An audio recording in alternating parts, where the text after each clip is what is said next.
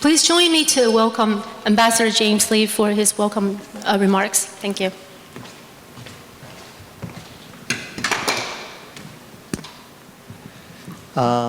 Excellencies, ladies and gentlemen, good evening and welcome to TECO, New York. I would like to first thank the Network 2020 for the opportunity to co-host this event to discuss the security and economic policy outlook under Taiwan's new administration. In January this year, Taiwan held its 8th direct presidential election, marking another milestone in its vibrant democracy. And just days ago, Mr. Lai and Ms. Xiao B. Kim took the oath of office and became inaugurated as the President and Vice President of the Republic of China. With Beijing's heightened pressures through military intimidation, economic coercion, and diplomatic isolation, Taiwan's domestic concerns over inflations and stagnating wages also loom large. So the Lai administration, without the backing of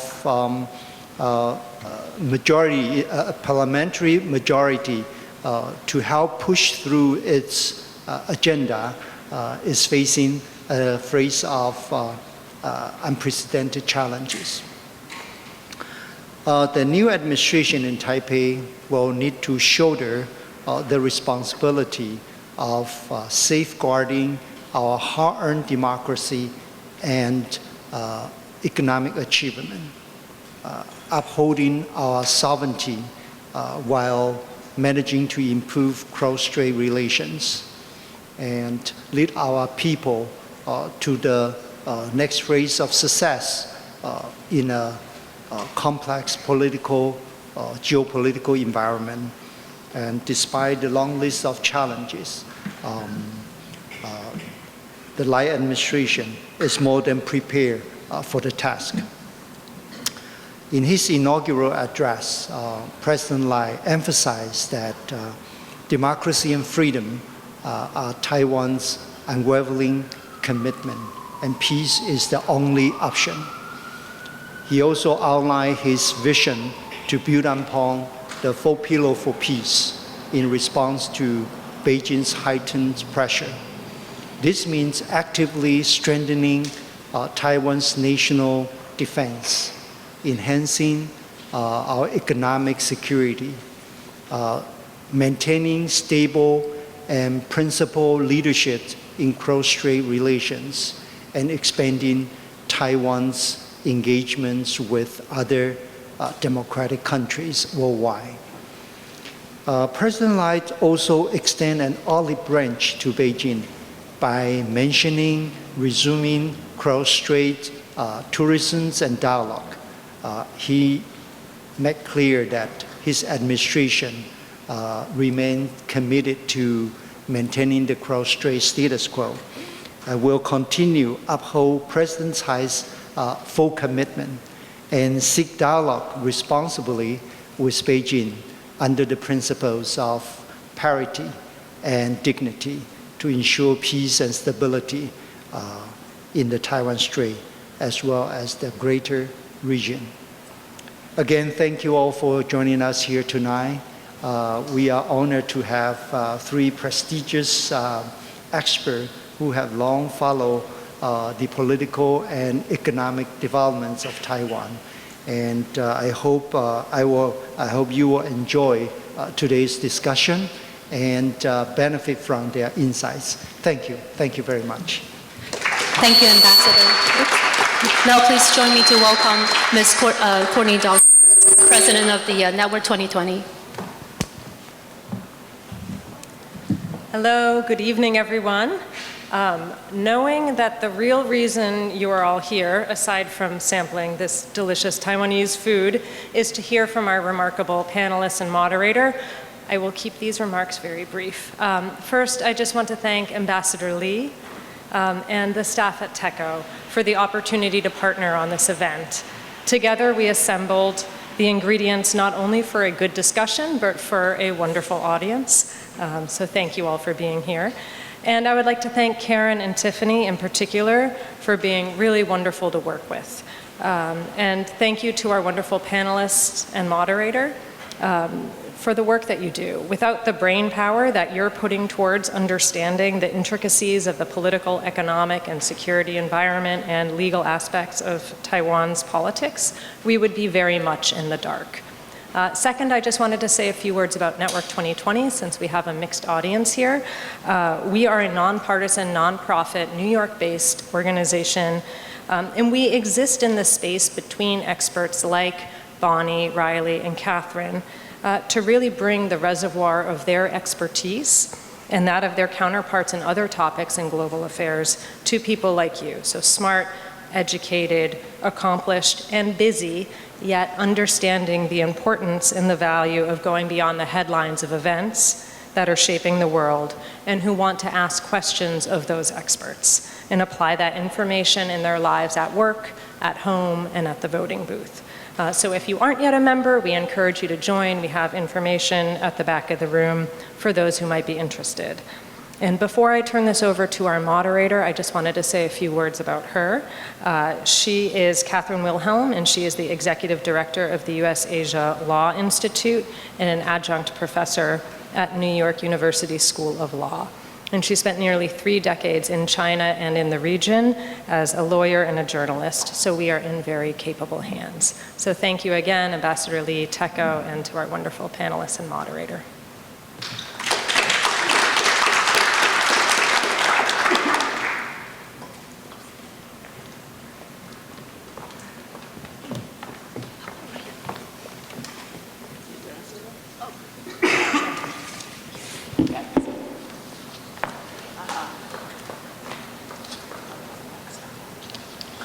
Everyone.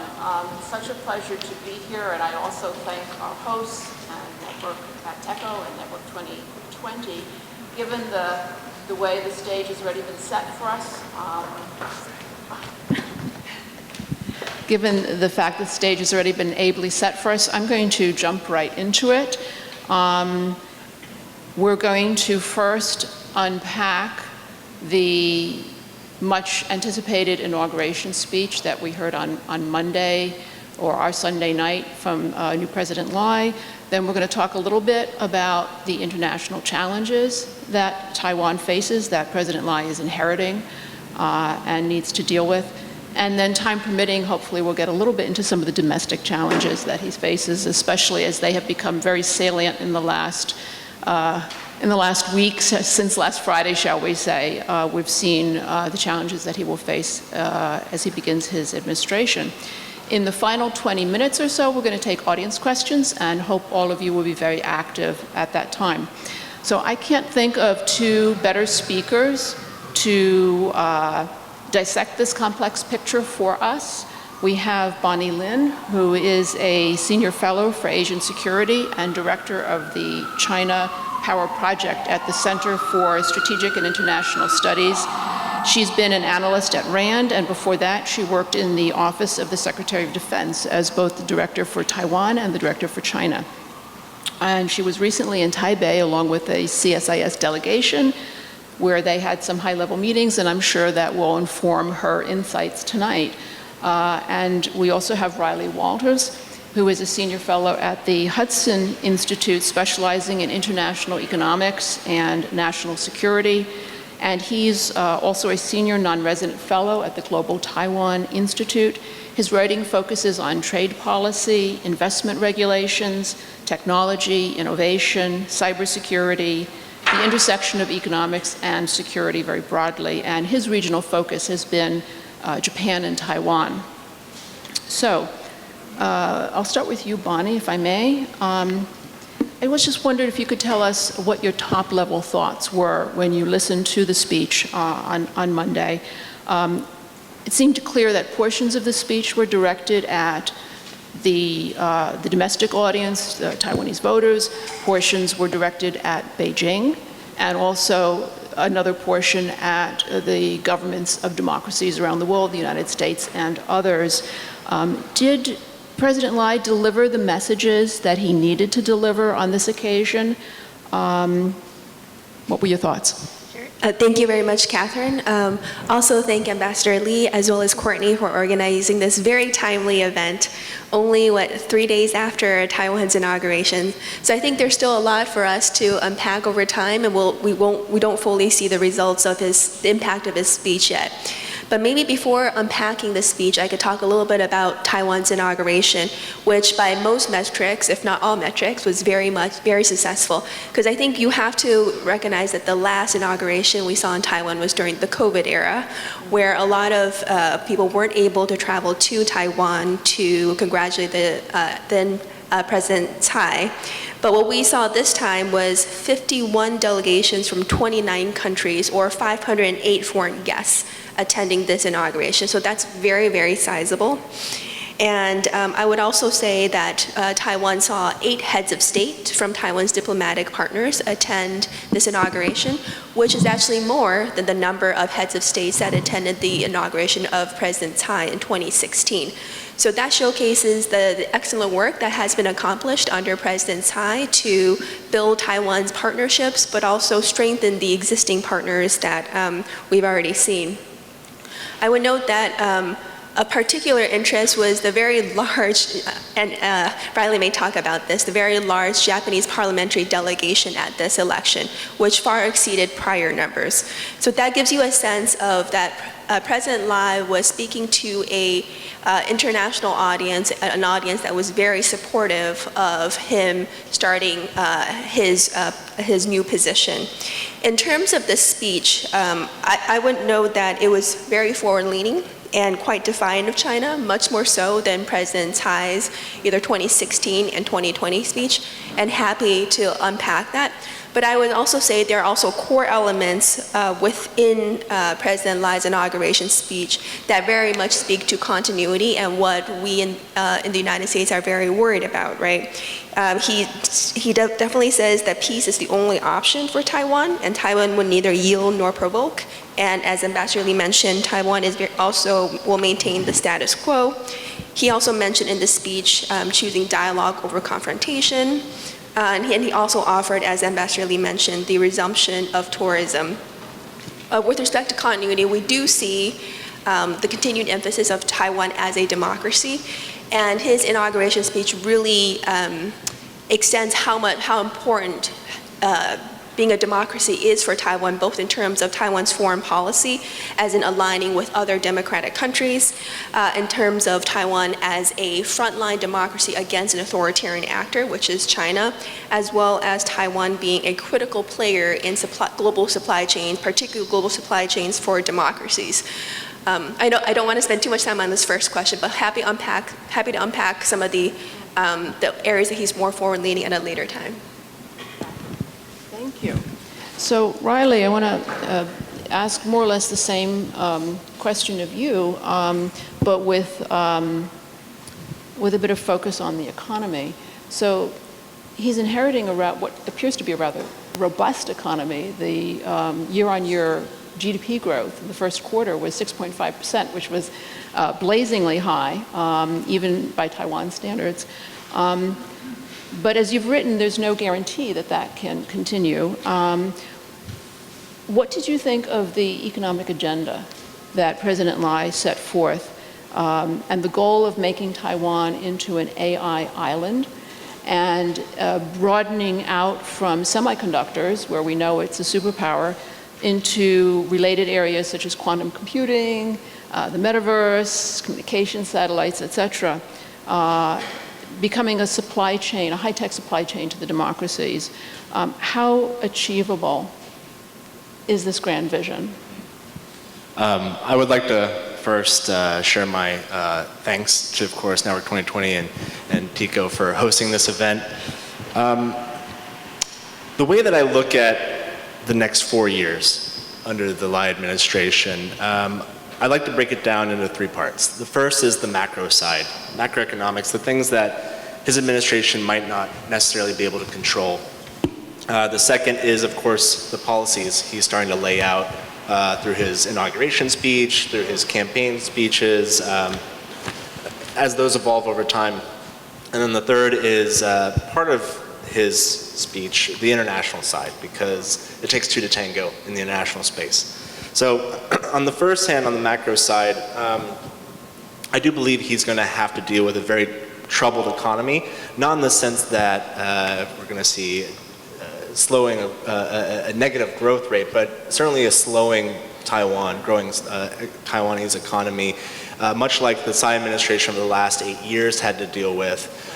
She was a bit of a silver lining of the pandemic. Taiwan was actually very beneficial of the pandemic, given the explosion in global growth that came from demand of new personal electronics, laptops, people working from home, exercise machines, things of that sort that really supported the Taiwanese economy over the last 4 years, and now we're seeing that diminish. That's tapering off. And so for the Taiwanese economy, trade is a very significant indicator. And if global demand diminishes, this will have a serious impact on the Taiwanese economy, which again, so much relies on for trade. So the pandemic boom is essentially over. Global demand is diminishing, but those are sort of the dark clouds on the horizon. I think the brighter side of things is that throughout the pandemic, and not just of course within Taiwan, but other countries, there was a lot of concerns about inflation. And I think what we're seeing right now is the Taiwanese government seeing very moderate inflation. So there's not going to be so much concern about prices for consumer goods as we saw over the last couple of years. So that might be a little bit of a break for him.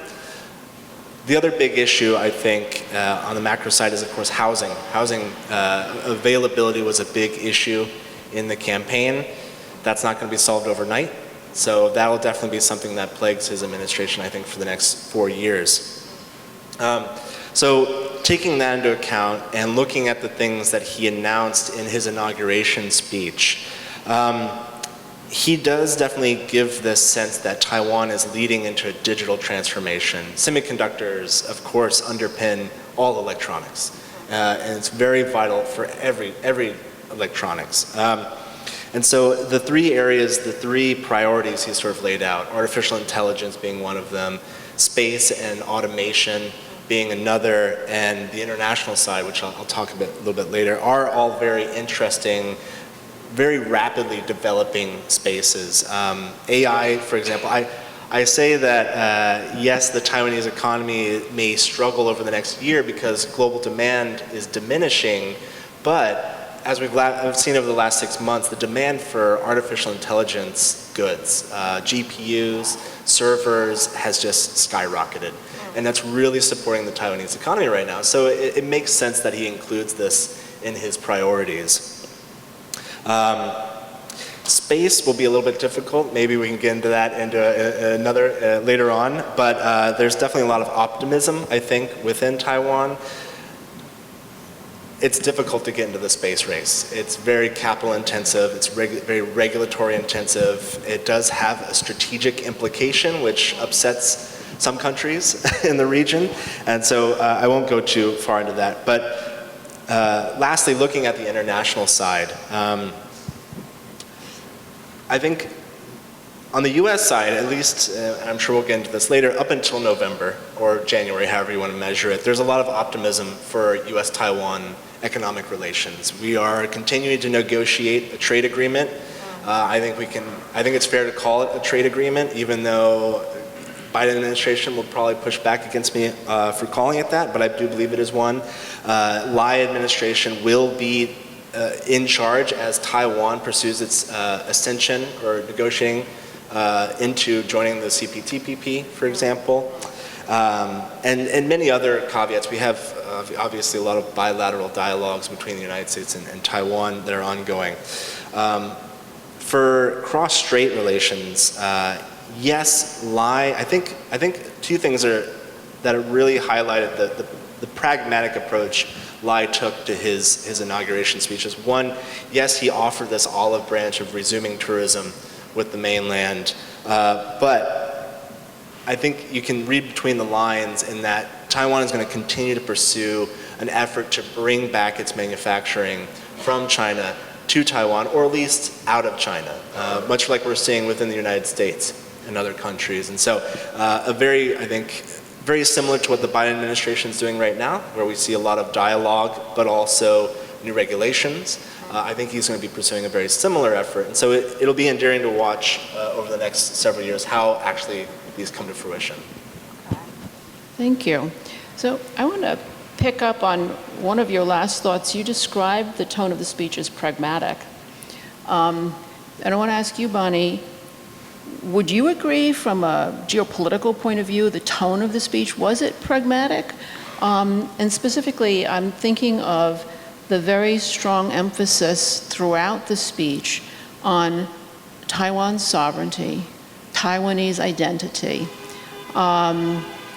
which is, of course, part of the DPP platform, so not unexpected in that sense, but it was a very big part of the speech. He came back to it again and again in very blunt language, which, just speaking personally, I was a little surprised by the bluntness of it.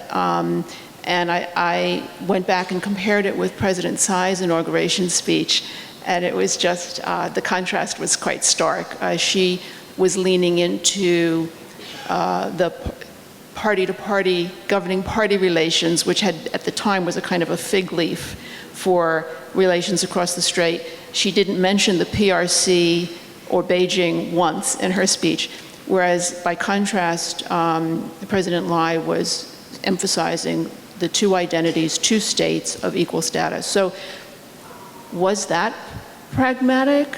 How did you hear that, and how did it land, do you think? Sure, I'm happy to discuss that. I think the question of whether it's pragmatic or not is probably differs on what position you're in. I guess the way I would characterize President Lai's speech is that it's realistic. It's taking off the ambiguity that we saw during President Tsai and the significant caution that she had in choosing her terms and using terms that were either reflective of what had been said in other contexts. So for example, most of the terms that President Lai, if not all the terms that President Lai mentioned, were mentioned in one context or another by President Tsai in other speeches. But they were not mentioned in the context of prior inauguration speeches, right? Because as you know, inauguration speeches only happen once every 4 years. So of course, things have evolved since 2020. So it's a little hard to say it's not pragmatic. So I would say that he is less ambiguous, and he's bringing in all the different terminology that I've used in other speeches and bring that into the inauguration speech. But if I could use a couple minutes, I'd like to highlight a couple of areas where we see him using the language that's much more clear, and the way I would characterize it, much more defiant of China. So one is he's much more clear in addressing the PRC threat and challenge, right? So there's a really clear line in his speech where he says that Taiwan should not harbor any delusions about China, and that, quote, even if we accept the entirety of China's position and give up our sovereignty, China's ambition to annex Taiwan will not simply disappear. I think he's saying probably something that a lot of people in Taiwan believe, but we just never heard say publicly at the highest levels in an inauguration speech. But that also means that it seems to also suggest that he believes that China has set ambitions for Taiwan, and no degree of talking or concessions is going to convince China to change its path. So in some ways, there is a little bit of tension between his offer to dialogue with the Chinese and his belief that China is not going to change, which I think that's a belief that probably most in the United States agree with. So that's why I'm saying realistic. In terms of terminology that you were mentioning that he used, creating more distance between Taipei and the PRC, that's for sure. So Lai used the Republic of China, Taiwan 3 times in his speech, and stated that the ROC, Taiwan's future, will be decided by the 23 million people on the island. So President Tsai did not use ROC Taiwan at all in her 2016 speech, and only used it once in 2020. And for some reason, the English version of her speech in 2020 had Taiwan in brackets, but not the Chinese version. Lai stated directly in his speech that ROC Taiwan is a sovereign and independent nation, and that goes to your question about identity.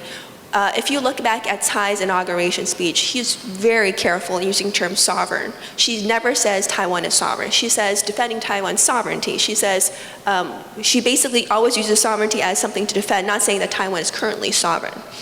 And she has never used the term independent in any of her inauguration speeches. And Lai in his speech also encouraged China to face the reality of the Republic of China's existence. So again, none of this is surprising to the Western audience looking at this, listening to this, because he's just saying what most of us think, and probably what most in Taiwan think, but it's a departure from prior inauguration speeches. And again, the caveat is the prior inauguration speech was 4 years ago, right? I would also say on your portion of cross-strait, you mentioned you mentioned some of the ROC, you were referring to the ROC Constitution and the acts. So what is important to note is that President Lai referenced the ROC Constitution, but he did not mention the act governing relations between the peoples of Taiwan area and the mainland area. That act was mentioned in both of Tsai's inauguration speeches. And that act, you can argue about its significance, but it clearly specifies the Taiwan area and the mainland area. Whereas depending on how you read the ROC Constitution, it's vague enough that you could interpret that as all the territories that China all the territories of Taiwan, China, Mongolia, Tibet, and others, or something a little bit different than that.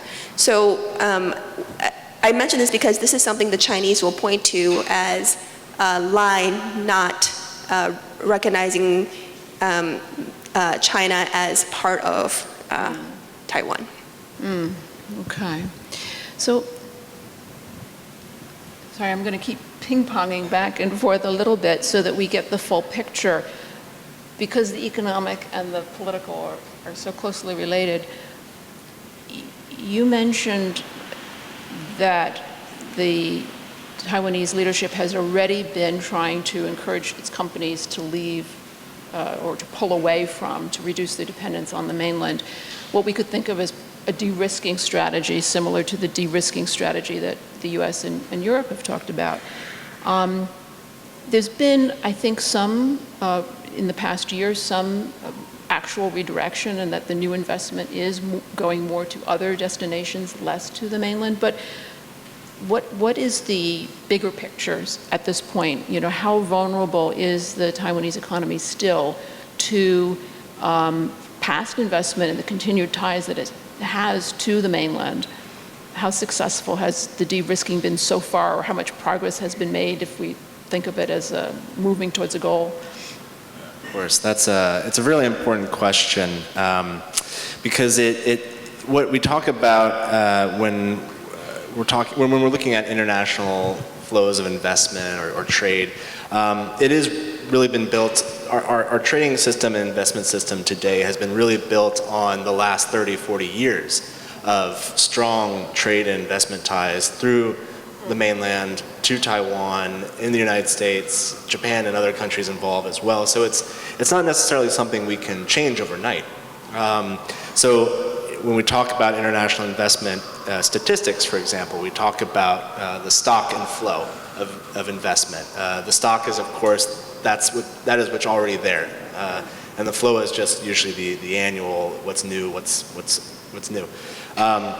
So I think a goal for not just Taiwan, but many in the United States and elsewhere are aiming to decrease the flow as we see it now. And we are seeing a lot of that.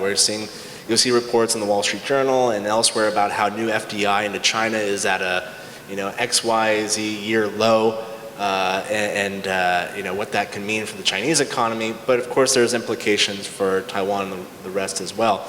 The capital that's already there, it's not necessarily, again, it's not going to move overnight. And so when we think about things like war games, for example, we have to take those into consideration and what the sort of the knock-on effects will be if there is a cutoff of these supply chains. But I think one difficult element of this is, yes, the Taiwanese government is encouraging its businesses to either come back to Taiwan or relocate to South or Southeast Asia, which we are seeing significantly. And we're seeing the same thing within the United States as well. We're seeing encouragement of relocating out of China, going to our partners and allies, Southeast Asia. But there is still a strong connection through the mainland. You know, we talk about the importance of Taiwanese semiconductors, for example, in the United States economy. Well, they are manufactured in Taiwan, but then they go into China to be put into your laptops, into your phones, into your other personal electronics, and then shipped out to the United States. And so this interconnectedness really complicates a lot of the dialogue that we're having on supply chain security, economic security, trade and investment. It does make it more complicated. I think you just raised something I kind of want to put a little bit of a pin on. I mean, when we often talk about what percentage of the semiconductors that we use in the United States comes from Taiwan, it almost is in terms of like, well, they're put on a ship and they come from Taiwan to here, but that's not the case, is what, you know, which when you think about it a minute, yes, of course, where is my computer made? So they are not coming directly here, so yes, that becomes quite hard to redivert. Very quickly, what is the attitude that Taiwan's businesses have taken to the de-risking strategy? Are they on board with it, or are they dragging their feet? I would say, in my experience, I can't speak for all companies, but there is definitely a mix. Yeah. There are those companies that are on board as much as they can. Yeah. Obviously, profitability and your sources of revenue and other finances that are really important to your overall business operations come into effect over geopolitics. And subsidies from the United States or Taiwan can only really cover so much of those top-line costs. So some are trying to get on board as much as possible. Some are taking advantage of the turmoil as much as possible as well. Others haven't really crossed the line yet. They haven't really been convinced that this is what needs to be invested. They need to shift supply chains right away. When I talk, for example, with American companies, Chamber of Commerce, for example, they've talked about their in China for China strategy, which basically means the operations that are already existing in China will continue to operate in China, but their international business will operate outside of China. And so it's more of a bifurcation than actually removing operations, business operations from China. Right, in China for the China market. Yes. Yeah, okay. So I want to shift a little bit away from the speech to sort of the longer term challenges that Taiwan is facing. And as I said before, to some extent, President Lai inherits these challenges. The biggest one on the geopolitical side, I think, is the diplomatic isolation that Taiwan faces because of the strenuous efforts that Beijing has made to ensure that governments pull back and companies pull back from any kind of official recognition. How can President Lai begin to make a dent in that? He spoke about this in his speech. He frequently talked about Taiwan for the world, and that Taiwan needs to stride forward and beat the world, and he used that phrase several times, the world's Taiwan. In Chinese, it sounded to. What can he do to make that a reality and not merely rhetoric?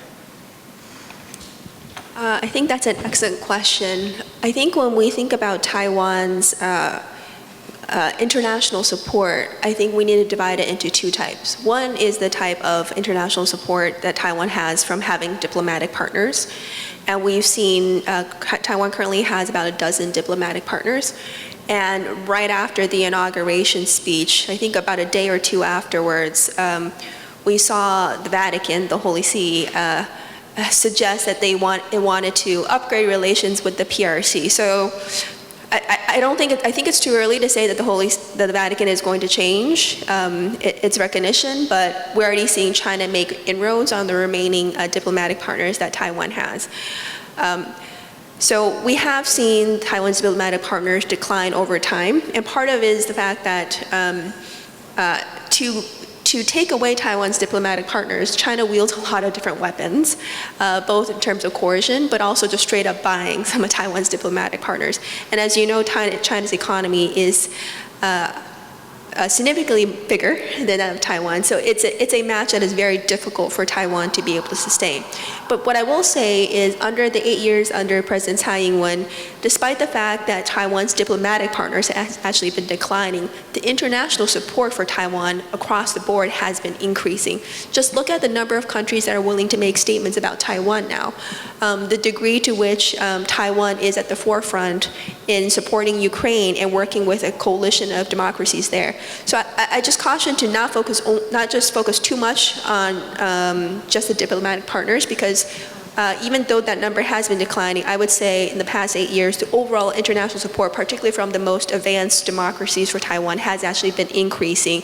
And you're seeing more countries, including Japan, talk about how Taiwan's security is Japan's security.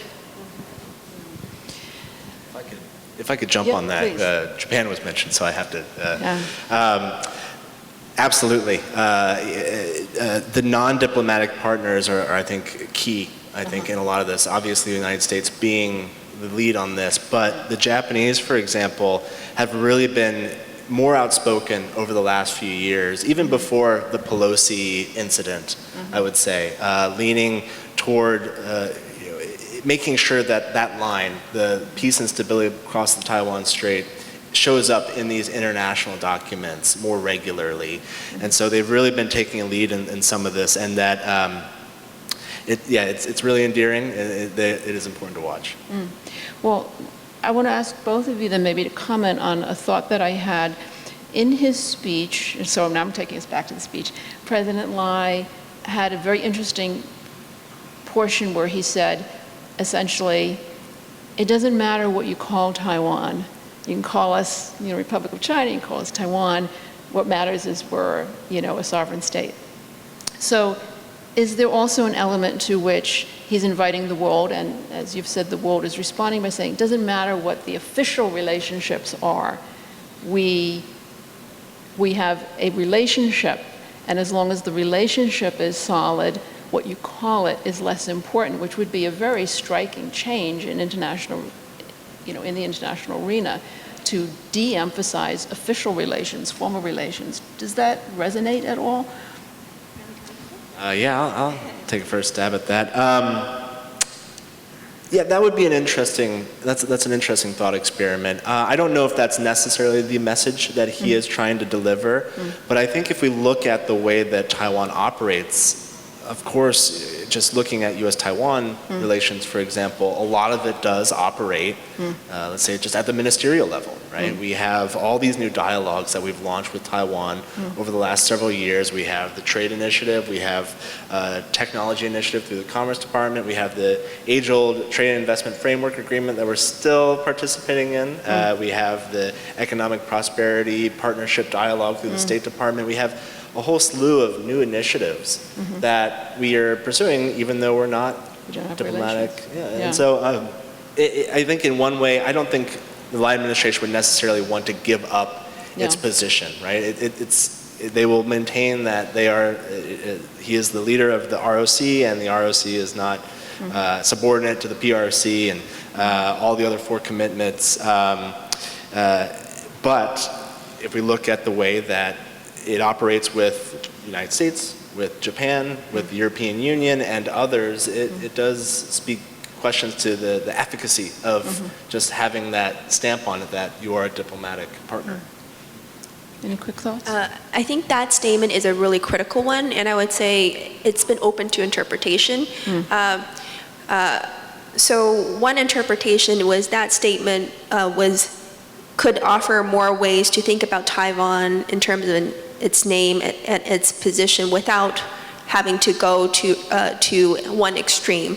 So we saw, for example, a Financial Times article by Katherine Hill this morning where she quotes unnamed senior officials in the DPP that mentioned that statement was actually a move to signal that Lai doesn't necessarily need to go to rename Taiwan as a Taiwan Republic. right? So it could be viewed as a way to signal that Lai is maintaining the status quo. Now, that's obviously not how the Chinese interpret it. As I said, this is a statement open for interpretation, right? The Chinese view that as President Lai stating that Taiwan could be a country. Okay. Well, I think the time has come to open this to questions from the floor. So if you would put up your hands, we have a microphone that will go around the room. And before you ask your question, please identify yourself. I believe we have some friends here from the media, so if you would also say who you're with. And who is the brave soul who will go first?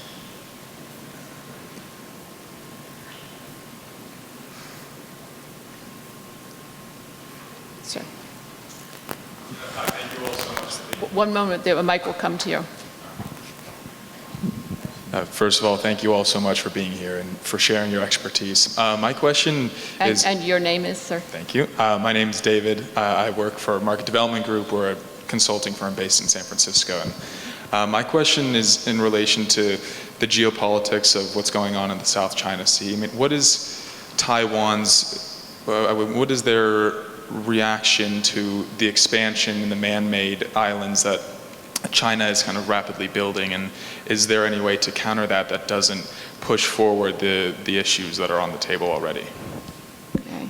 Would you like to take that? I'm happy to take the first stab if Riley wants to jump in too. So I think Taiwan's position is a little bit more complex than just being able to, for example, work with the Philippines or other countries to push back, because Taiwan does claim a number of features in the South China Sea, and some of them are disputed from the ASEAN perspective. At the same time, actually a couple days before the election, KMT legislators went to one of Taiwan's features. So when we think about the President Lai's space to shift policy vis-a-vis South China Sea or with ASEAN, we have to be very cognizant, and we were referencing it earlier, that he is working in an environment of a divided government. He has a legislative yuan of opposite that is where the DPP does not have the majority control in the parliament. So even if he wants to, for example, build relations with the Philippines, right? You may have different opposition members who have different positions on those issues. 2 points. The first is, I think from a U.S. perspective, I think there's a lot more focus on the South China Sea right now as a potential flashpoint than the Taiwan Strait. That being said, within Lai's inauguration speech, I can't remember the exact wording exactly, but he mentioned gray zone operations, which I think many view would define what's happening in the South China Sea within that context. It's basically conflict under the threshold of military usage, right? So coast guards, water cannons, things of that sort. And of course, there are real implications for Taiwan as well, looking over around what's happening around Guilin and potentially other future scenarios. And so it's complicated. I think right now they're in wait and see mode, seeing how it develops, but everyone's watching. Yes, sir. Hi, thank you. James Upton, longtime Managing Director at Morgan Stanley Investment Management, and of course Taiwan is always critical to those of us who've invested in emerging markets over the years. With a new administration, well, the potential for a new administration coming in the United States, could you talk about Taiwan in that context if Trump does come back, and if tariffs, he calls himself a tariff man, he's talked about 10% automatic. Could you talk about the implications for that on Taiwan and how Taiwan is prepared? And then counter to that, if Biden gets a second term, obviously we've been trying to increase domestic production of critical industries like chips. So I guess over the next 4 years, what are the implications of either Trump or second Biden administration for Taiwan? Okay, I imagine both of you would like to weigh in on that one. Yeah, I'll jump on that first. I'll start with the easy one first, Biden. If Biden wins again, I think we can expect a lot of continuity This means a continued negotiation through the 21st Century Initiative on Trade. It means that with respect to China, maybe more tariffs, but not to the level that we saw during the Trump administration or potential future Trump administration. We already saw the most recent announcement of Section 301 tariffs being used. Maybe they could expand that in a few years, who knows. With regards to Taiwan, much more cooperative, engaging. Trade negotiations will get tougher, but at least there is that initiative already. We already have a first agreement. There's likely to be a second agreement any day, maybe. And then the third part will be tough, but again, there's the hope there. And then the other things that the Biden administration are doing that are Asia specific, like the IPEF negotiations, those will continue. So I would say it's relatively positive, continuing this trajectory. If I'm just speculating, but if a Trump administration comes in, it will be maybe a little bit more chaotic. During the first Trump administration, we did see a prioritization of trade negotiations with China over Taiwan. We saw basically a continued stop of the trade and investment framework agreement negotiations with Taiwan in preference for trade negotiations with China. He is threatening doubling the tariffs on Chinese imports and potentially levying a 10% tariff rate on all global imports. I think some supporters of that argue that it's actually a negotiating tactic. Does that mean that they give preferential treatment to countries that we already have trade agreements with? I don't know. Another big what if really is in a couple of years we have to, I can't remember the terminology, but review the USMCA agreement and what that means for Chinese investment in Mexico. Not necessarily specific to Taiwan, but it will be, I think, a big issue in the trade space. Before you jump in, Bonnie, let me just put a pin on you. If the Trump administration or any administration were to raise tariffs on China, keeping in mind what we spoke of earlier in terms of many of Taiwan's chips coming to the United States through China, would increased tariffs on Chinese products actually hurt Taiwan's chip exports?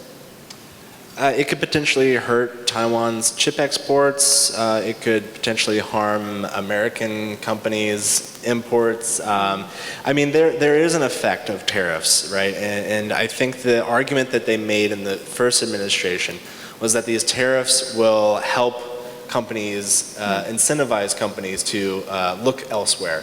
Right. For production or sourcing of material, and no longer either invest in China or rely on China as a trading partner, because they are, I think, our third largest trading partner. Right. But just something that maybe people should be aware of then is that higher tariffs on Chinese exports could actually redound negatively on Taiwan. Potentially, yeah. That would be the direct cost. An indirect cost is just the general capital cost that comes with moving supply chains. So it would increase global prices, but will this be a big impact on our consumer costs on a day-to-day basis? That's a different question. Remains to be seen. Bonnie. Thank you. I just want to add a little bit on sort of thinking through the Trump administration's Taiwan policy. Obviously, President Trump has made some statements that I think we still need to see what that means in actual policy. But when we look at the first Trump administration, President Trump and his team really strengthened relations with Taiwan. I want to make a shout out to one of your colleagues, Miles Yu at Hudson Institute, who was there in Taiwan for the inauguration with Secretary Pompeo, right? So you see members of the core Trump team very supportive of Taiwan. But again, there is a little bit of uncertainty because President Trump has had time to think about these issues over time. I would say that maybe before we can even get to the results of the U.S. election and how that might impact U.S.-Taiwan relations or cross-strait dynamics, we should actually spend a little bit of time, and sorry if I'm taking away the moderator's prerogative here, to talk about China's reaction to President Lai's inauguration speech. China has responded very strongly in terms of its public statement in a way that we have not seen China respond to President Tsai. China's Foreign Minister Wang Yi even came out and called President Lai out by name and called him a traitor, and called him and said that he was a disgrace. We've seen China already leverage sanctions against Representative Gallagher, against first 3 U.S. companies, defense companies, and then additional list of 12 U.S. companies and 10 U.S. corporate leaders. We've seen the Chinese ambassador to Japan make pretty inappropriate remarks in Japan, such that the Japanese government even protested to the Chinese government. So what I'm saying is right now we're still in the early days of seeing the full Chinese response. So I don't want to for you to leave this panel thinking that China's not going to respond. Right? It's possible China could respond. It's also possible that China could feel it's preoccupied with its domestic headwinds and it doesn't respond. But as far as China's rhetoric, it is way more heated than China's response to any of China's interpretation of any of President Tsai's speeches.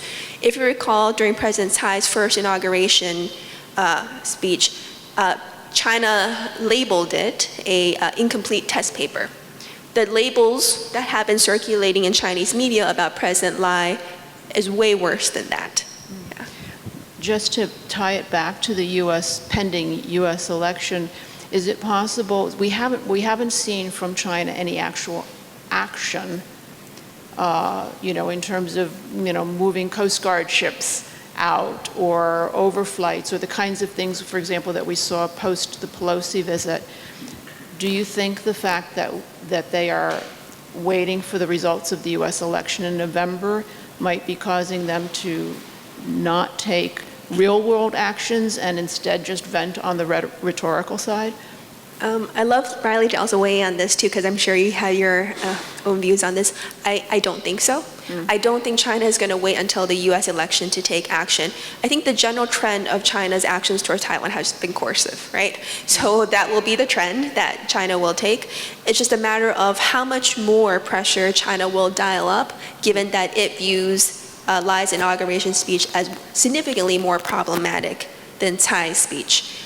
And again, some of this is an interpretation. As I mentioned earlier, President Lai has almost all the statements in President Lai's speech have been used in one form or another by President Tsai. It might not have been in her prior inauguration speeches, but other speeches. So the ball is really in China's court about how to respond, but it would look a little odd, given the heated rhetoric that we're seeing from China's end, to have no response. And just very quickly on the caveat, so China has already responded. It just hasn't responded significantly militarily. All the sanctions have been political, economic response. The reaching out to the Vatican is also a political response. So they've already started responding. Okay. And then because of time, you're going to be getting the last word, so. The last words. Just on the response side, I think a lot of people are still in the wait-and-see camp to see what kind of developments might come over the next week or a couple of weeks. But I think there is also a question of sort of diminishing returns from China's military activity around the Strait. The sheer number of incidents on a daily basis today, it would be outrageous 10 years ago. So the numbers, it's almost had a diminishing effect what they could actually achieve that way. I do want to echo something that you were saying earlier about the Trump administration's support for Taiwan. There is a lot of continuity right now between the Biden administration and the Trump administration's support for Taiwan. I'd say trade gets its own little special room that maybe there aren't too many friends in, but outside of the trade space, there is a lot of continuity, and Congress plays an important role in all of this as well. Congress has been very supportive. Representative Gallagher, who is now at Hudson Institute, has been very supportive of Taiwan, and I think however the Congress changes in the new year, along with the election, which again is also very important, I feel that there will continue to be this strong support from the United States, and I think going forward other countries as well. Well, with that, I want to call time on this fascinating conversation and thank both Bonnie and Riley for their insights And I think that there'll be a reception afterward, and so people will have an opportunity to continue the conversation with them and also raise some questions directly with them. Thank you both, and thank you all for coming tonight.